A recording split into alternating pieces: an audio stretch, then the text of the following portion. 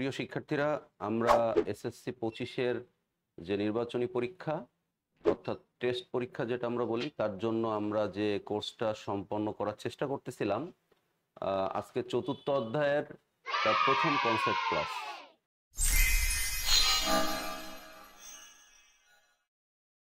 ঠিক আছে, মাঝে কিছুদিন ক্লাস বন্ধ থাকার জন্য বেশ কিছুটা পিছায় আছি আমরা, তো আশা করি আমরা এগুলো কভার করে ফেলতে পারবো। ঠিক আছে, তো আমরা আজকের ক্লাসে আলোচনা করব এই চ্যাপ্টারের গুরুত্বপূর্ণ কনসেপ্টগুলো, যে জায়গাগুলোতে আমাদের সৃজনশীল প্রশ্ন আসে। ঠিক আছে, এরকম কতগুলো বিষয় আমরা আলোচনা করব। তা আমাদের এই চ্যাপ্টারটার নাম কাজ শক্তি ক্ষমতা। কাজ শক্তি ক্ষমতার প্রথম অংশ হচ্ছে কাজ। তো আমরা কাজ অংশ দিয়ে শুরু করি। ওকে, আচ্ছা, তো আমাদের কাজ অংশে পরীক্ষায় দুটো কন্টেন্ট আসে। কাজ অংশে আমাদের পরীক্ষায় দুটো বিষয় নিয়ে প্রশ্ন দেখা যায়। তো আমাদের প্রথম যে অংশটা, সেই বিষয়টা যদি আমরা বলি, তাহলে মনে করেন আমার কাছে কোনো একটা বস্তু আছে, আমার কাছে একটা বস্তু আছে এই অবস্থানে। ওকে, এই বস্তুটার উপর আমি বল প্রয়োগ করছি, আমি বস্তুটার উপর বল প্রয়োগ করছি এফ। এই যে বলটা আমি প্রযুক্ত করলাম, এই প্রযুক্ত বল আমি প্রয়োগ করছি এ থেকে বি এর দিকে। তার মানে একটা তলের উপরে বস্তুটা আছে এবং ওই তলটা হচ্ছে এ থেকে বি। তাহলে আমি বল প্রয়োগ করছি যেদিকেই, আমরা দেখতে পাচ্ছি বস্তুটা সরণ প্রযুক্ত বলের দিকেই। অর্থাৎ আমি যদি এই এ অবস্থান থেকে বি অবস্থানের সরণ, এটাকে যদি আমরা এস বলি, তাহলে আমরা এখানে দেখতে পাবো আমাদের এসটা হলো এ বি, অর্থাৎ এস এর দিকও এ থেকে বি এর দিকে। এটার মানে হলো আমি যেদিকে বল প্রয়োগ করব, বস্তুটার সরণ যদি সেই দিকেই হয়, আমি যেদিকে বল প্রয়োগ করব বস্তুটার সরণ সেই দিকেই হবে। অর্থাৎ প্রযুক্ত বল এবং বলের দিকে সরণের গুণফলকে কাজ বলে। প্রযুক্ত বল এবং বলের দিকে সরণের গুণফলকে কাজ বলে, মনে থাকবে। তাহলে আমরা এখানে দেখতে পাচ্ছি এরকম যখন, মানে আমাদের সামনে এরকম যখন কোনো বিষয় থাকবে যে আমি যেদিকে বল প্রয়োগ করতেছি সেই দিকেই সরণ হচ্ছে, তাহলে W = FS। এটা হচ্ছে আমাদের কাজের একদম সাধারণ সূত্র। আর এই সূত্রটার মানে এরকম দাঁড়ায়, প্রযুক্ত বল এবং বলের দিকে সরণের গুণফল। ওকে, এটা একদম সাধারণ বিষয়। আচ্ছা, 2 নাম্বার যে বিষয়টা আমরা খেয়াল করি, আমাদের প্রশ্নের প্রবলেম থাকে, এটা তো একদম সহজ সরল প্রবলেম, কিন্তু আসলে সবসময় তো এরকম থাকে না। না, আমাদের জটিল প্রবলেমগুলোই প্রশ্নে বেশিরভাগ ক্ষেত্রেই দেখা যায়।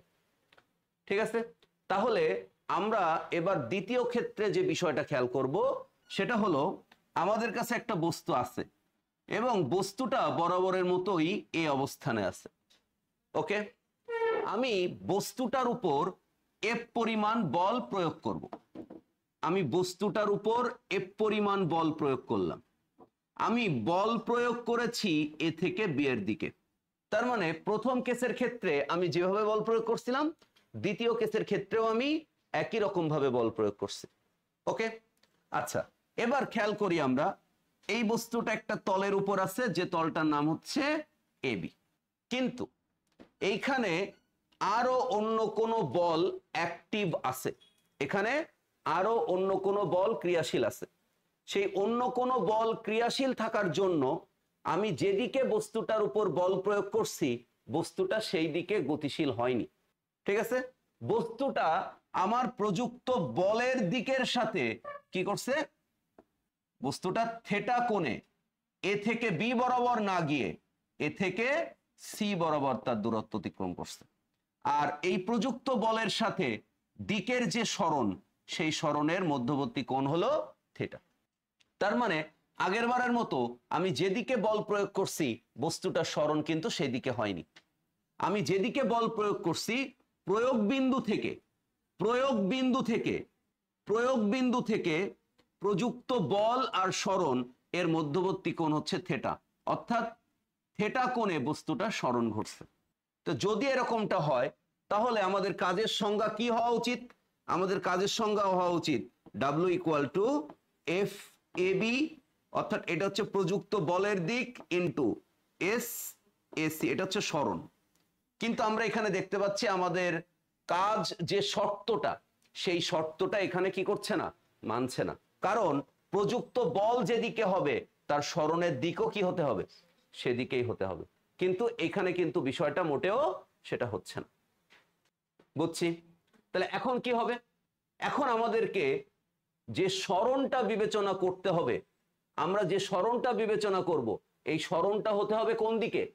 সরণটা হতে হবে যেদিকে বল প্রয়োগ করব সেই দিকে। তাহলে সরণ তো অন্য দিকে হচ্ছে, তাহলে যেদিকে বল প্রয়োগ হচ্ছে যদি আমরা সেই দিকে সরণটাকে বিবেচনা করতে চাই তাহলে আমাদেরকে কি করতে হবে?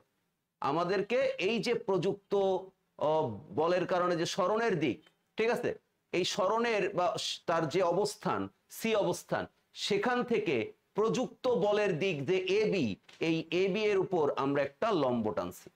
বুঝতে পারছেন?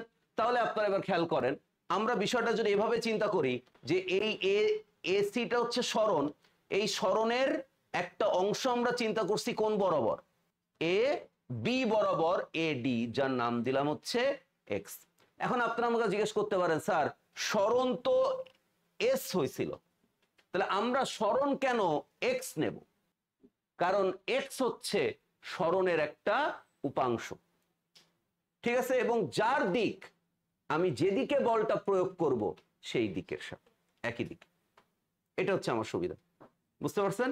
কিন্তু এখানে আমি যদি এখন তাহলে কাজের সংজ্ঞা লিখি, তাহলে কাজের সংজ্ঞা হবে W = F × X, এবং আমি এটা এখন কনফার্ম করতে পারি যে আমি বল যেদিকে প্রযুক্ত করছি বস্তুর সরণও কিন্তু সেই একই দিকে।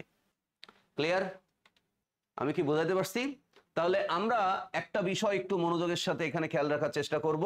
সে বিষয়টা হচ্ছে যে এখানে যে আমি অরিজিনালি সরণ হলো এস, কিন্তু তার পরিবর্তে আমি এক্স বসাচ্ছি, তাহলে আমার এস আর এক্স এই দুটো কি সমান?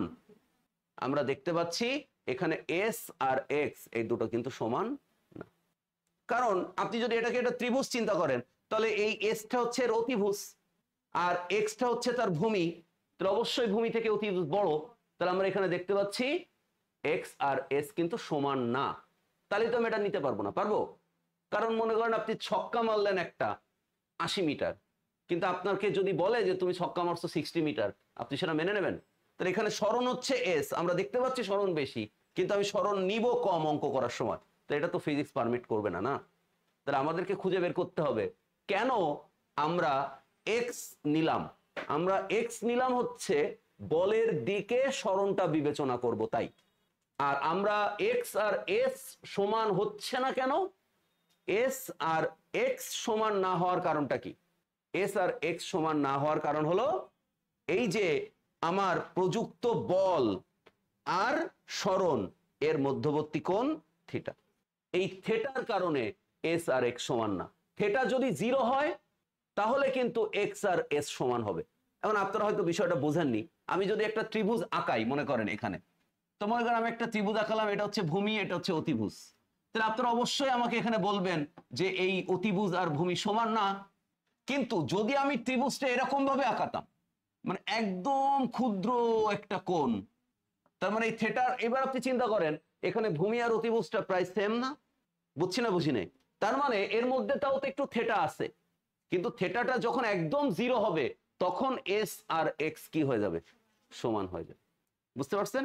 তো এই জন্য এই যে আমি এক্স আর এস সমান হচ্ছে না, তার জন্য এই থিটা, এই বিবেচনাধীন কোণটা হচ্ছে দায়ী। বুঝতে পারছেন? তাহলে আমরা প্রথম ডিসিশন নেব, সেটা হলো এই যে আমরা এক্সটা নিচ্ছি W = Fx, এটা তো কাজের সংজ্ঞাকে সমর্থন করে, কিন্তু প্রশ্ন হলো এক্স এখানে কে? এক্স হচ্ছে মূল যে সরণ, সেই সরণের ভূমি বরাবর একটা উপাংশ। এখন আপনি আমাকে বলতে পারেন স্যার ভূমি বরাবর উপাংশ মানে কি, বা এই উপাংশ মানেটা কি? দেখেন আমরা সবাই জানি যখন পাখি আকাশে উড়ে যায় তখন পাখি ওড়ার জন্য তার দুটো ডানা ব্যবহার করে, এবং ডানা সে যেদিকে ঝাপটায় বস্তুটা কিন্তু বা পাখিটা কিন্তু তার সেই দিকে জানায় মানে চলে না, পাখিটা কিন্তু গতিশীল হয় তার লব্ধি বরাবর। বুঝছি না বুঝি নাই? তার মানে পাখি ডানা ঝাপটা এরকম, কিন্তু যাই সে সোজা তার লব্ধি বরাবর। এখন আমি যদি আপনাদের কাছে জিজ্ঞাসা করি একদম নর্মাল কেস, যে এইখানে এটার নাম এ, এটার নাম বি, আর এই বাহুটার নাম সি, এটা একটা সমকোণী ত্রিভুজ, বিবেচনাধীন কোণ হচ্ছে থিটা। তাহলে আমি যদি এখন বলি পিথাগোরাসের উপপাদ্য অনুসারে এই সি এর মান কত, তাহলে আপনি কিভাবে বের করবেন? তাহলে এবার খেয়াল করেন, আপনি বের করবেন √a² প্লাস b²। এটার সাথে আমাদের কারো দ্বিমত নেই। তাহলে এবার আপনি চিন্তা করেন আপনি সি এর মান বের করবেন, তো বের করেন এ আর বি কেন লাগবে? কারণ এ আর বি হচ্ছে সি এর অংশ বা উপাংশ। তার মানে মূল যে রাশিটা তাকে আপনি যে রাশি দ্বারা বিশ্লেষণ করবেন তারাই হচ্ছে তার উপাংশ। একদম সংক্ষেপে আমি এটা বোঝানোর চেষ্টা করছি, বুঝাতে পারছি? তাহলে এবার চিন্তা করেন এই ত্রিভুজটার এটা হচ্ছে ভূমি আর এটা হচ্ছে লম্ব। তাহলে এখন বলবে স্যার তাহলে আমি লম্ব অংশ নিলাম না কেন? কারণ বলের দিক যেটা আমরা বিবেচনা করছি সেটা কোন দিকে ছিল?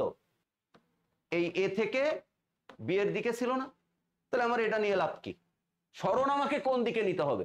আপনি যেদিকে বল প্রযুক্ত করবেন সেই দিকে আমাকে সরণটা নিতে হবে। বুঝিনি? এই জন্য আমরা ভূমি অংশটাই চিন্তা করব। ক্লিয়ার? তাহলে এবার আপনি চিন্তা করেন, আপনি যদি এখন বলেন স্যার এই ভূমির মানটা আমি বের করব, তাহলে এবার আপনি একটা জিনিস খেয়াল করেন, এই সিটা তাহলে কি? সিটা তাহলে অতিভুজ। তাহলে বলেন এই যে প্রযুক্ত বল, এই প্রযুক্ত বলের জন্য এই বি উপাংশটা কি আমার লাগবে? লাগবে না। তাহলে আমার মূল সরণ কোনটা? সি। তাহলে আমি তার কোন উপাংশটা ব্যবহার করব? ভূমি। তাহলে দেখেন কোন কোন সম্পর্কটা আসবে? কজ। কারণ আমরা জানি কজ ইকুয়াল টু ভূমি বাই অতিভুজ। বুঝছি না বুঝি নাই? তাহলে এখানে ভূমি মানে কোনটা বলেন? আমরা ভূমি মানে কোনটা ধরছিলাম? আগে এক্স ধরছিলাম। আর অতিভুজ মানে কোনটা ধরছিলাম? এস। তাহলে এবার চিন্তা করেন যদি আমি এক্স এর মান বের করি তাহলে এক্স ইকুয়াল টু কি? S cos theta. বুঝছি না বুঝি নাই বলেন? ঘটনাটা ক্লিয়ার কিনা? ঘটনাটা ক্লিয়ার কিনা? তাহলে মনে থাকবে। তাহলে মূল বিষয়টা কি একটু বলেন? মূল বিষয়টা হচ্ছে আমি যখন কোনো বস্তুর উপর বল প্রয়োগ করব, আমি যেদিকে বল প্রয়োগ করব সেদিকে না গিয়ে প্রযুক্ত বলের দিকের সাথে প্রয়োগ বিন্দুতে সে যদি থিটা কোণে অন্য কোনো দিকে যায় তখন আমরা সাধারণভাবে W=Fs ব্যবহার করতে পারবো না, তখন আমাকে ওই থিটার সাহায্য নিতে হবে। ঠিক আছে? তাহলে আমরা সেইভাবে সি অবস্থান থেকে একটা লম্ব টেনে একটা সমকোণী ত্রিভুজ চিন্তা করছি, এবং এই যে লম্বটা টানলাম যেটা ওই এ বি অর্থাৎ প্রযুক্ত বলের দিককে এডি এই অংশে সেট করছে, যেটা নাম আমরা দিছি এক্স। তাহলে প্রযুক্ত বল হচ্ছে এফ আর সরণ হচ্ছে এক্স। কিন্তু আমরা দেখতে পাচ্ছি এস আর এক্স সমান না। কেন সমান না? কারণ এদের এই মধ্যবর্তী কোণ থিটা। তাই আমরা এখানে সমকোণী ত্রিভুজের বাহুর অনুপাত হিসাবে আমরা এখানে কজের মান বের করছি। ঠিক আছে? তো এখানে কজের মান কি আসছে? মূল সরণ তার কি? Cos theta. অর্থাৎ এখানে এক্স মানে হলো সরণের ভূমি উপাংশ। বুঝতে পারছি? ঠিক আছে? তাহলে আমরা এখানে দেখতে পাচ্ছি W=Fs cos থিটা। তাহলে এই W=Fs এটা আমরা ব্যবহার করব কখন? যখন যেদিকে বল প্রয়োগ করব বস্তুটা সরণ সেদিকেই হবে। আমি W=Fs cos থিটা কখন ব্যবহার করব? যখন আমি যেদিকে বল প্রয়োগ করব বস্তুটা সেদিকে না গিয়ে কি হবে? থিটা কোণে অন্য কোনো দিকে যাবে, তখন আমরা W=Fs cos থিটা ব্যবহার করব। বুঝছি না বুঝি নাই? ঠিক আছে? এবং এখানে এস কস থিটা, এই এস কস থিটাটা কি? প্রয়োগকৃত বলের দিকে সরণের ভূমি উপাংশ। বুঝতে পারছেন? আচ্ছা, তাহলে এটা মোটামুটি ভাবে আমরা বুঝছি। ওকে, এবার পরের অংশ যেটা আমরা আলোচনা করব সেটা হচ্ছে এই যে প্রযুক্ত বল ও প্রযুক্ত বল ও সরণের মধ্যবর্তী কোণ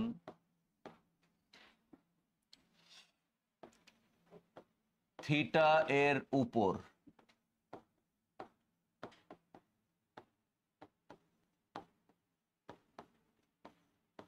নির্ভর করে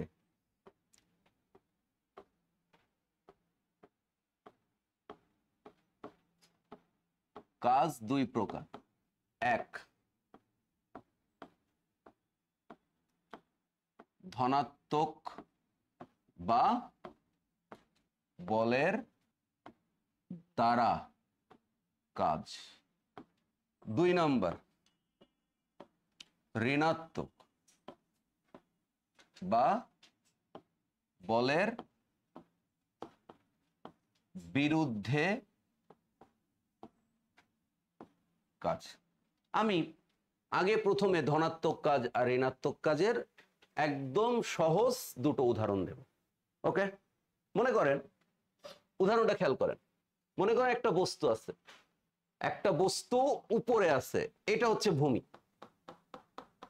তো একটা বস্তু উপর থেকে নামবে, নিচের দিকে পড়বে, তাহলে এর উপরে কি আমার কোনো বল দেওয়া লাগে? তাহলে বলেন তো এখানে কোন বল কাজ করে? এখানে অভিকর্ষ বল কাজ করে, পৃথিবীর আকর্ষণ ওই বস্তুটার উপর কাজ করে। আমি কলমটা এখান থেকে যদি ছেড়ে দিই, আমার কোনো বল দেওয়া লাগছে? তাহলে ছেড়ে দিলেই সে নিচে কেন পড়লো? নিশ্চয়ই এর উপরে কোনো বল কাজ করছে। ঠিক আছে, তাহলে বলেন তো এই যে বস্তুটার এর বলটা কোন দিকে কাজ করছে? এর উপর বল নিচের দিকে। বলেন তো এর সরণটাও ঘুরতেছে কোন দিকে? নিচের দিকে। তাহলে প্রযুক্ত বলও নিচের দিকে, সরণও নিচের দিকে। তাহলে সে আমি ধরলাম এটা হচ্ছে বল আর এটা ধরলাম সরণ। তাহলে এই সরণ আর বলের মধ্যবর্তী কোণ কত? কত? মধ্যবর্তী কোণ হচ্ছে 0 ডিগ্রি। বুঝতে পারছেন? কারণ আপনাদের অনেকের কাছে মনে হয় এরকম এরকম দাগ থাকলেই মনে হয় এর মধ্যবর্তী কোণ 180 ডিগ্রি। মানে বেসিক এত দুর্বল আপনাদের। এইটা তো দুটো রেখা অংশ, তা দুটো রেখা অংশ কোনো বিন্দুতে যুক্ত হলে সেখানে কি 180 ডিগ্রি কোণ উৎপন্ন হয়? না। একটা সরল রেখা যখন হয় তখন এর যে কোনো বিন্দুতে কোণ কত? 180 ডিগ্রি। এটা তো সরল রেখা না। কিন্তু আমরা এখানে দেখতে পাচ্ছি বল যেদিকে তার সরণও সেই দিকে, তার মানে এটা একটা ধনাত্মক কাজ। বুঝতে পারছেন? কিন্তু ঘটনাটা যদি উল্টো হতো, ঘটনাটা উল্টো মানে কি?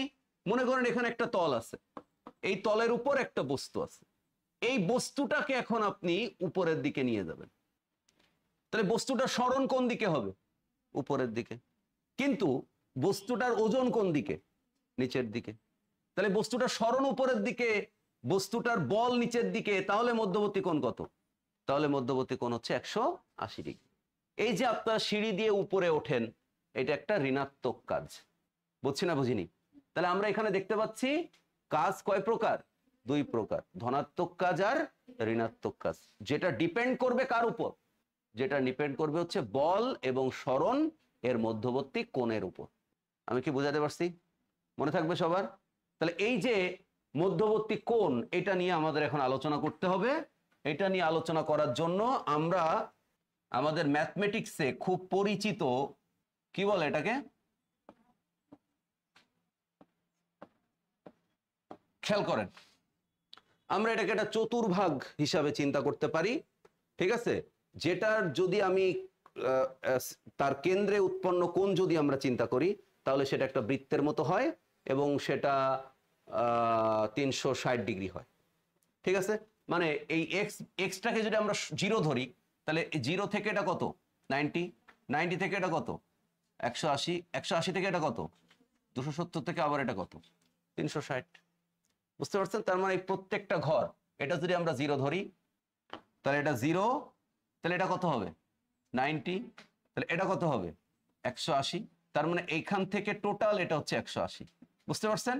আর এখান থেকে এটা যদি আমরা চিন্তা করি, তাহলে এটা হচ্ছে 89, 270, আর এখান থেকে এটা যদি চিন্তা করি, তাহলে এটা হচ্ছে আবার 360।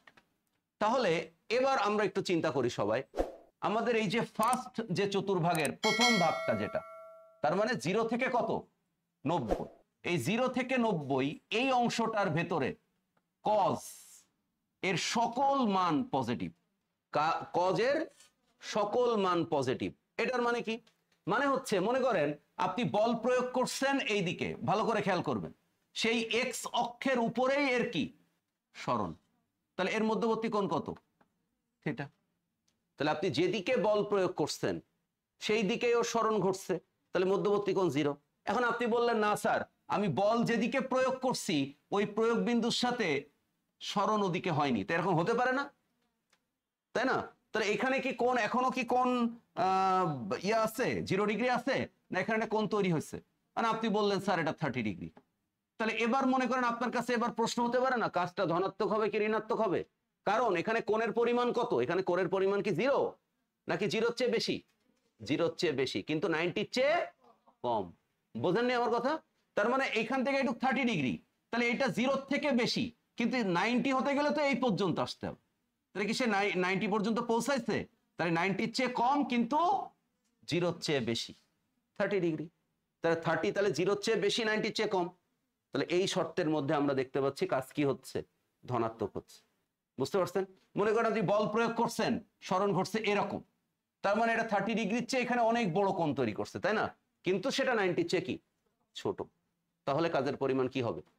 তার মানে আমরা বুঝলাম যদি থেটার মান 0 এর সমান হয়, থেটার মান 0 এর সমান, আবার কি 90 ডিগ্রির চেয়ে ছোট, কিন্তু 0-র চেয়ে কি বড়, তার মানে এখানে 3টা শর্ত একসাথে। থেটা 0-র সমান হতে পারবে, 0-র থেকে বড় হতে পারবে, 0-র থেকে বড় হবে ঠিক আছে, কিন্তু তাকে হইতে হবে কি 90-র চেয়ে ছোট। বুঝছি না বুঝি নাই? বুঝছি না বুঝি নাই? এবার আপনি চিন্তা করেন, এই যে এটা তাহলে প্রথম চতুর্ভাগ গেল, ঠিক আছে, ফার্স্ট গেল। এবার সেকেন্ডে যখন আসবেন তখন এটা কত থেকে শুরু হবে? এটা 90 থেকে কিন্তু শুরু হবে, এটা 90 থেকে শুরু হবে। তো এটা যদি 90 থেকে শুরু হয়, একটু মনোযোগ দিবেন, এটা যদি 90 থেকে শুরু হয় তাহলে 90 থেকে এটা কত খেয়াল করবেন একটু, 90 থেকে এটা কত 180 না? তবে 90 থেকে 180, তার মানে এটাও 90 ডিগ্রি, কিন্তু 0 এটা টোটাল 180, মানে 90-র চেয়ে বড়। আপনি চিন্তা করেন, তা 90-র চেয়ে বড় এই কোণটা তৈরি হবে কিভাবে? মনে করেন কোন একটা বস্তু আপনি বল প্রয়োগ করছেন, আর বস্তুটার এইদিকে বল প্রয়োগ করছেন কিন্তু সরণ ঘটছে এদিকে, তাহলে এবার এটা 90-র চেয়ে কেমন? 90-র চেয়ে বড় হলে কাজ কি হবে? ঋণাত্মক হবে। বোঝেননি আমার কথা?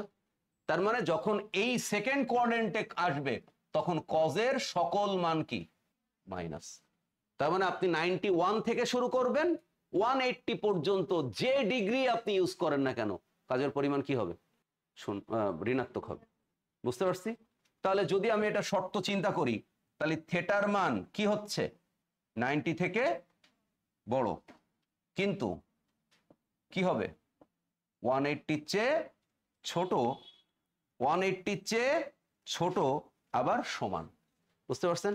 তাহলে এর জন্য এই শর্তের সকল শর্তের জন্য কাজ পজিটিভ, আর এই শর্তের জন্য কাজ নেগেটিভ। এখন আপনাদের মনে মনে অনেকের কাছে প্রশ্ন হতে পারে যে স্যার তাহলে এই কোঅর্ডিনেটে যখন আসবো, এই 90 ডিগ্রিতে যখন আসবো তখন আমার কি হবে? তাহলে এই 90টা কত থেকে কত বলেন তো? 180। তার মানে 180 এর সমান অথবা 180 থেকে বড়, কিন্তু 270-এর চেয়ে কি হইতে হবে? কম। তার মানে এই থার্ড কোঅর্ডিনেট এর ভেতরে সকল কজের মান কি নেগেটিভ। বুঝতে পারছেন? তার মানে হচ্ছে যদি আপনি এখন কজ 220 ডিগ্রি বসান, আপনি বসায় দেখেন কজের মান কি আসবে, ক্যালকুলেটরে বসালে কস থেটা কস 220 ডিগ্রির মান কি আসবে? মাইনাস আসবে। তার মানে এক্ষেত্রে কাজের পরিমাণ কি হবে? ঋণাত্মক হবে, যেটা থেটার উপর নির্ভর করে আমরা এখানে বুঝতে পারি। ঠিক আছে? আচ্ছা, এবার যদি আপনি বলেন স্যার ঠিক আছে বুঝলাম, এটা না হয় ঠিক আছে, তাহলে এই কোঅর্ডিনেট কি হবে, অর্থাৎ ফোর্থ কোঅর্ডিনেট কি হবে, চতুর্ভাগে কি হবে? তার মানে 270 থেকে থেটার মান 270 থেকে কি বড়, কিন্তু 360-এর ছোট বা সমান।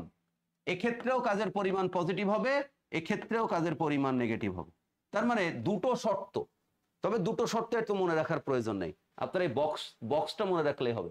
থেটার মান 0 এর সমান, 0-র চেয়ে বড় কিন্তু 90-র চেয়ে ছোট, কাজ ধনাত্মক। থেটার মান আবার বলি থিটার মান 90-র চেয়ে বড়, 180 থেকে ছোট বা 180 এর সমান, কাজের পরিমাণ কি ঋণাত্মক। মনে থাকবে, মনে থাকবে। ওকে, তাহলে আমরা কাজ দুই প্রকার, ধনাত্মক আর ঋণাত্মক। এখানে আরেকটা বেসিক জিনিস আমাদের কাজে লাগবে, সেটাকে আমরা বলতেছি শূন্য কাজ। কি বলতেছি? শূন্য। শূন্য কাজ মানে কি? শূন্য কাজ আপনি চিন্তা করে দেখেন, প্রথম আপনি একটা বস্তুর উপর বল প্রয়োগ করছেন, তো বল প্রয়োগ করে বস্তুটার স্মরণ ঘটাতে পারেননি, তখন কাজের পরিমাণ কি হবে? তার মানে মনে করেন আমি কোন একটা দেওয়ালকে ঠেলতেছি, আমি তো বল প্রয়োগ করতেছি কিন্তু দেওয়ালকে কি সরাতে পারলাম? তাহলে ওখানে আমার কাজ হবে না। 2 নাম্বার দেখেন, একটা চিত্র দিয়ে বুঝাই। মনে করেন আমি এখানে একটা বস্তু রাখছি, হ্যাঁ, এই বস্তুর উপর এই বস্তুটার একটা ওজন নিচের দিকে কাজ করতেছে না? তাহলে বলেন তো ওজন এক ধরনের কি বল। আচ্ছা বলেন তো এই বস্তুটা, এই যে তলটা আমি চিন্তা করছি, এই তলের উপর দিয়ে কি গতিশীল হবে? বল তো কাজ করতেছে কিন্তু গতিশীল হবে না। কিন্তু যখনই আমি এই বস্তুটার উপরে এইরকম বাম থেকে ডান দিকে এফ প্রয়োগ করব, অর্থাৎ এ থেকে বি এর দিকে এফ প্রয়োগ করব, তখন বস্তুটা কি এ থেকে বি এর দিকে যাবে? হ্যাঁ, তখন যাচ্ছে। তাহলে আমি এইটা হচ্ছে প্রযুক্ত বল, অ্যাপ্লাইড ফোর্স। তাহলে আমি এখানে অ্যাপ্লাইড ফোর্সের জন্য কি পাবো? কাজ পাবো। কিন্তু ওজনজনিত বলের জন্য আমরা কাজ কেন পাই না?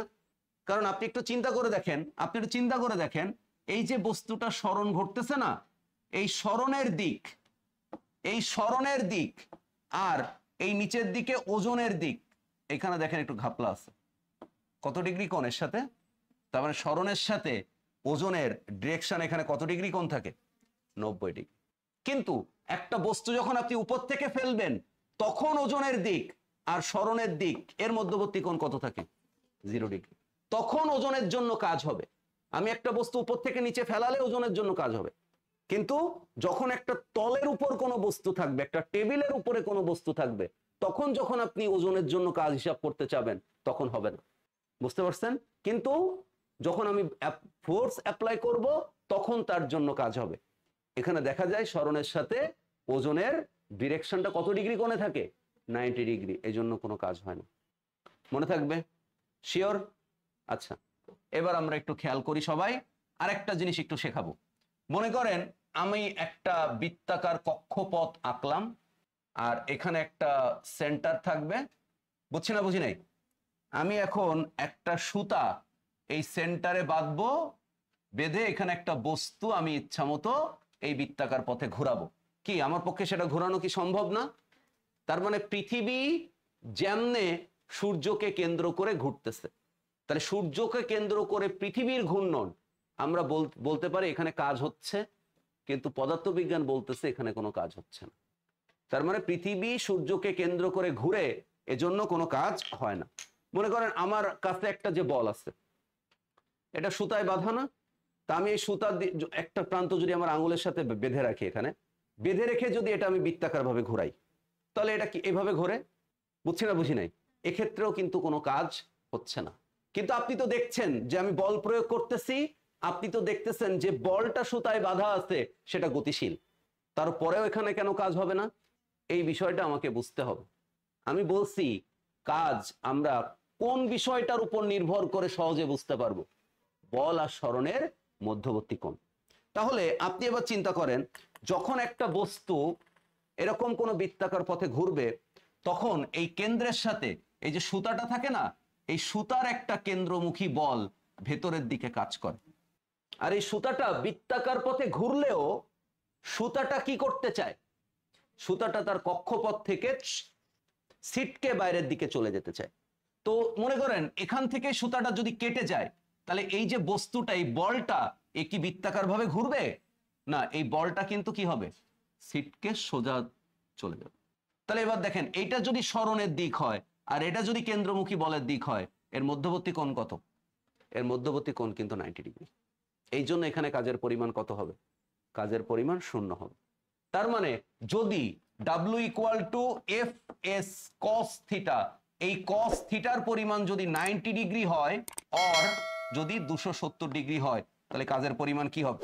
কিন্তু এখানে বলও অ্যাক্টিভ, সরণও অ্যাক্টিভ, কিন্তু কাজের পরিমাণ কি? শূন্য, মধ্যবর্তী কোণ 90 ডিগ্রি। আমি ব্যাপারটা বুঝাতে পারছি কিনা? তাহলে ধনাত্মক কাজ, ঋণাত্মক কাজ, শূন্য কাজ, মনে থাকবে। আর W = Fs কখন? যেদিকে বল প্রয়োগ করব সেদিকেই যদি সরণ হয়। W = Fs cos θ কখন? যখন প্রযুক্ত বলের সাথে প্রয়োগ বিন্দু থেকে সরণটা কোনো একটা কোণে সংঘটিত হয়, অর্থাৎ থিটা কোণে সংঘটিত হয়। থিটা কোণের পরিমাণ যে কোনো কিছু হতে পারে, আমরা তখন শুধুমাত্র Fs দিয়ে সূত্রটা বের করতে পারবো না, আমাদেরকে W = Fs cos θ ইউজ করতে হবে। আশা করছি আমি বিষয়টা বুঝাইতে পারছি। ঠিক আছে, তাহলে আমাদের যে কাজ অংশ, সেই কাজ অংশ থেকে মাত্র এটুকুই আলোচনা।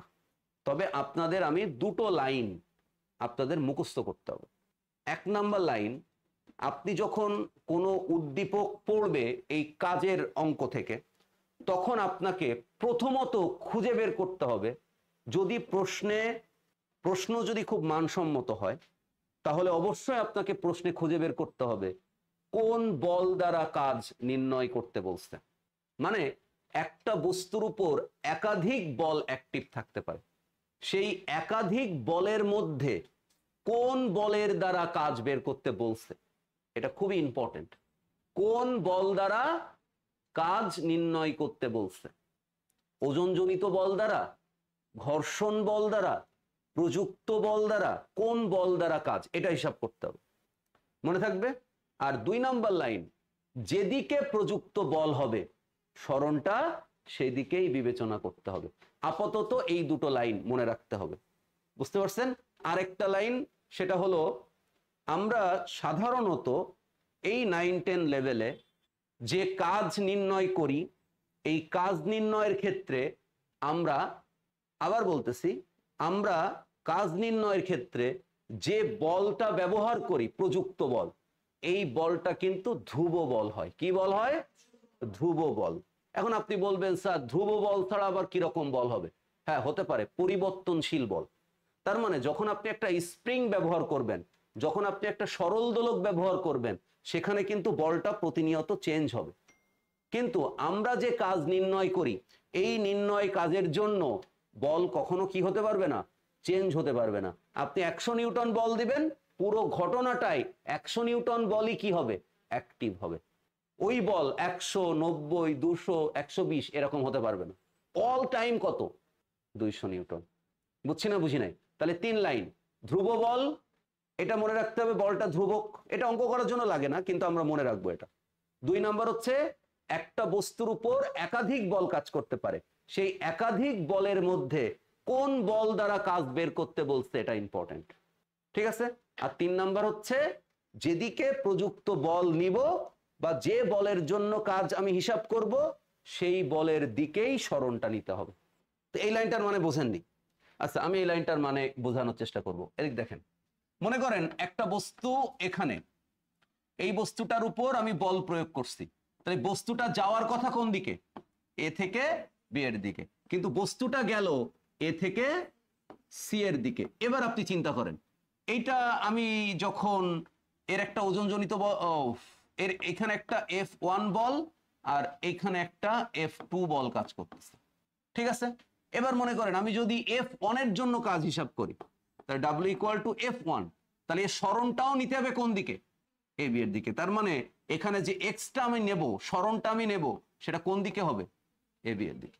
কিন্তু এখানে তো আরেকটা বলও ক্রিয়াশীল আছে, তাহলে এইখানে যখন আমি কাজ হিসাব করব F2, তখন আমি যে সরণটা নেব x, সেটা কি আমি এ বি এর দিকে নেব? নো, সেটা আমি নেব হচ্ছে বি থেকে সি। তাহলে বলটা যেটা আপনি চিন্তা করবেন, সরণটা সেই দিকেই চিন্তা করতে হবে। মনে থাকবে? মনে থাকবে? আমি আশা করি আপনারা মনে রাখতে পারবেন, যেহেতু এটা রেকর্ডেড ক্লাস আছে। ঠিক আছে, আমাদের ইউটিউব চ্যানেলের যে অধ্যায় ভিত্তিক যে লেকচারগুলো আছে, 4র্থ অধ্যায়ের, সেখানে কিন্তু ইন ডিটেল এসব আলোচনা করা আছে। ঠিক আছে। আর এটা হচ্ছে আমরা পরীক্ষার প্রস্তুতির জন্য ক্লাসগুলো নিচ্ছি, সেই জন্য আমরা যত সংক্ষেপে মূল বক্তব্যগুলো বলা যায় সেটা বলার চেষ্টা করতেছি। ফলে আপনারা দুটো লেকচারই দেখতে পারেন, ঠিক আছে, আপনাদের যে প্লেলিস্টের ভেতরে অধ্যায় ভিত্তিক যে মানে লেকচারগুলো আপলোড করা আছে, কাজ ক্ষমতা শক্তি চতুর্থ অধ্যায়, সেখানে পুরো একদম বোর্ড প্রশ্ন সহ সব লেকচারগুলো সেখানে আছে। ঠিক আছে, আর আমরা আগামী এসএসসি 25 পরীক্ষার জন্য যে প্রস্তুতি নিচ্ছি, এখানে শর্টকাটে অধ্যায়গুলো বোঝানোর চেষ্টা করা হচ্ছে। ওকে, তো আমরা এটা বুঝছি সবাই যে আমি যে বলটা প্রযুক্ত করব, সেই প্রযুক্ত বল যেদিকে, সরণটাও আমার কি করতে হবে, সেদিকেই নিতে হবে। মনে থাকবে? আচ্ছা, এবার দ্বিতীয় অংশটা কি একটু বলেন, আমাদের আলোচিত দ্বিতীয় অংশটা কি? দ্বিতীয় অংশটার নাম হচ্ছে শক্তি। তাহলে আমরা যদি শক্তি বলি, তাহলে আমরা আমাদের চারপাশে শক্তির বিভিন্ন রূপ দেখতে পাই। হ্যাঁ, আমরা দেখতে পাই যান্ত্রিক শক্তি, আমরা দেখতে পাই আলোক শক্তি, তাপ শক্তি, সৌর শক্তি, চৌম্বক শক্তি, রাসায়নিক শক্তি, পারমাণবিক শক্তি, নিউক্লিয় শক্তি, সৌর শক্তি, নাকি? আমরা সাধারণত আমাদের বইতে এরকম 9 ধরনের শক্তির রূপান্তরের কথা দেওয়া আছে, কিন্তু এই চ্যাপ্টারে আমরা ওই শক্তির সব রূপগুলো পড়বো না। আমরা এই অধ্যায়ে শুধুমাত্র যান্ত্রিক শক্তিটা পড়ব। কি পড়ব? যান্ত্রিক শক্তি। আমরা সবাই জানি যান্ত্রিক শক্তি কয় ভাগে বিভক্ত? যান্ত্রিক শক্তিটা 2 ভাগে বিভক্ত। কি কি? একটা হচ্ছে বিভব শক্তি প্লাস আর একটা হলো গতি শক্তি। আমি 1 মিনিটে আপনাদের একটু বুঝাই এটা। আমরা যান্ত্রিক শক্তি কাকে বলি সেটা যদি একবার আমি বলতে পারি। যান্ত্রিক শক্তি হচ্ছে কোনো বস্তু, কোনো ব্যক্তি, কোনো যন্ত্র, যদি 3টা লাইন মনে রাখবে, 3টা শব্দ, যদি তার অবস্থান, আকৃতি এবং গতির জন্য কাজ করার কোনো সামর্থ্য অর্জন করে, তখন আমরা তাকে বলি হচ্ছে যান্ত্রিক শক্তি। তাহলে যান্ত্রিক শক্তির সংজ্ঞা কি? কোনো বস্তু, ব্যক্তি বা যন্ত্র যদি তার অবস্থানের পরিবর্তন, আকৃতির পরিবর্তন ও গতির পরিবর্তনের জন্য কাজ করতে পারে, তখন আমরা তাকে বলি হচ্ছে যান্ত্রিক শক্তি। যান্ত্রিক শক্তি 2 প্রকার, একটা হচ্ছে বিভব শক্তি আর একটা হচ্ছে গতি শক্তি। মনে থাকবে?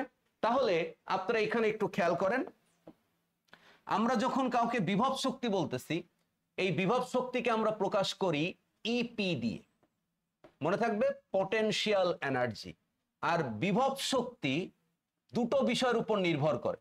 একটা হচ্ছে আপনি যদি কোনো বস্তুর অবস্থানের পরিবর্তন করেন। কিসের পরিবর্তন? অবস্থানের পরিবর্তন। আবার যদি আপনি কোনো একটা বস্তুর আকৃতির পরিবর্তন করেন। কিসের পরিবর্তন? তাহলে অবস্থান ও আকৃতির পরিবর্তন। এই 2 ক্ষেত্রে কোনো বস্তু কাজ করার যে সামর্থ্য অর্জন করে তাকে বলে বিভব শক্তি। কোনো বস্তুর আকৃতির পরিবর্তন, এই যে আমার কাছে একটা রাবার আছে, আপনারা দেখতে পাচ্ছেন, তো এই রাবারটা যদি এরকম অবস্থায় থাকে, আমি কিন্তু একে কোনো কাজে লাগাতে পারবো না। আমি যদি রাবারটার আকৃতির পরিবর্তন করি, ঠিক আছে, এবার দেখেন যদি এটা ছেড়ে দিই, এটার ভিতরে কিন্তু একটা গতির সঞ্চার হয়েছে, তার মানে কাজ করতে পারবে। বুঝছি না বুঝিনি? তাহলে দেখেন রাবারের ক্ষেত্রে আকৃতির পরিবর্তন। যদি আমি একটা স্প্রিং এর কথা চিন্তা করি, তাহলে আপনি চিন্তা করেন এই স্প্রিংটা আপনি দেখে মনে হচ্ছে একটা খুব নরমাল বস্তু, এর কোনো শক্তি নেই, একদম খুব নরম সরম। কিন্তু যদি আমি এর আকৃতির পরিবর্তন করি, তাহলে অবশ্যই এর কি থাকবে? কাজ করার সামর্থ্য তৈরি হবে এর ভেতরে। তাহলে ওই সঞ্চিত শক্তিকেই আমরা কি বলবো? বিভব শক্তি। মনে থাকবে? আবার মনে করেন কোন একটা বস্তুকে যদি আমরা উপরে উঠাই ভূমি থেকে, তাহলে তার অবস্থানের পরিবর্তন করার কারণে তার মধ্যে কি হয়? কাজ করার সামর্থ্য অর্জিত হয়। তাহলে অবস্থান ও আকৃতির পরিবর্তন, সেটা হবে বিভব শক্তি। তাহলে যখন আপনি অবস্থানের পরিবর্তন করবেন, একটু মনোযোগ দেই সবাই, যখন আপনি অবস্থানের পরিবর্তন করবেন, তখন বিভব শক্তির সূত্রটা হবে EP equal to M G H. যখন আপনি অবস্থানের পরিবর্তন করবেন, তখন সূত্র হবে এম জি এইচ। কিন্তু যদি আপনি কোনো বস্তুর আকৃতির পরিবর্তন করেন, তাহলে আকৃতির পরিবর্তন করলে সেই সূত্রটা কিন্তু বিভব শক্তি, আকৃতির পরিবর্তনেও বিভব শক্তি, অবস্থানের পরিবর্তনেও বিভব শক্তি। আকৃতির পরিবর্তনে যখন বিভব শক্তি হবে তখন সেটা mgh কিন্তু হবে না, সেটা হবে ep হবে, সেটা কিন্তু সেটা হবে হাফ কে এক্স স্কোয়ার।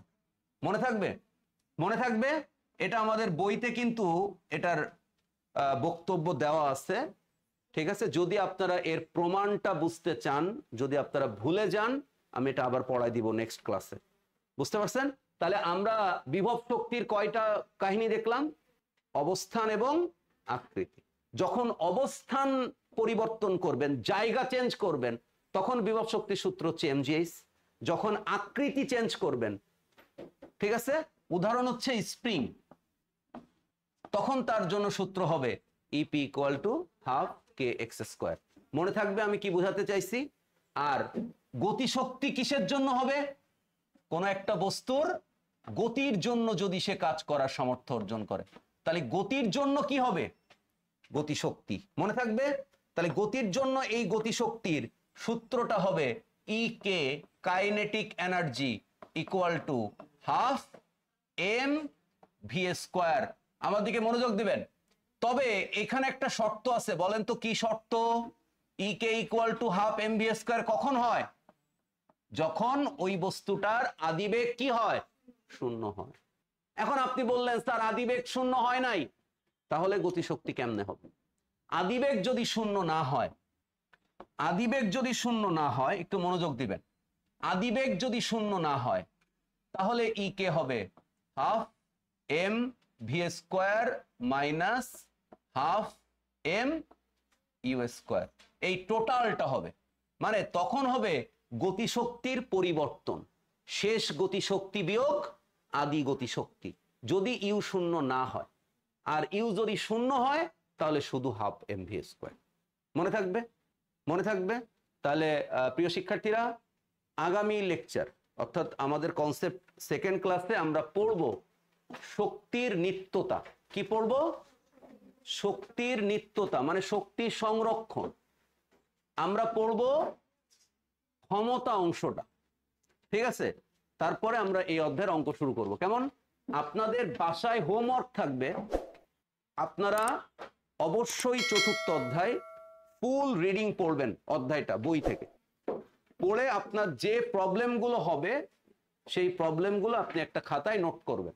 আর যারা আমার ক্লাস ইউটিউবে দেখবেন তারা আমার কমেন্টে আপনারা কমেন্ট করবেন যে আপনাদের এই অধ্যায়ের কোন টপিকগুলো আলোচনা করলে আপনাদের সুবিধা বা আপনাদের ভালো হবে, ঠিক আছে? ওই কন্টেন্টের ওই কমেন্টের উপরে আমি ক্লাস বানাবো। ওকে, তাহলে আপনারা খাতায় লিখে নিয়ে আসবেন, আমরা আপনাদের সমস্যা নিয়ে আলোচনা করবো। কেমন? সবাই ভালো থাকবেন, সুস্থ থাকবেন। আল্লাহ হাফেজ, অল দ্য বেস্ট।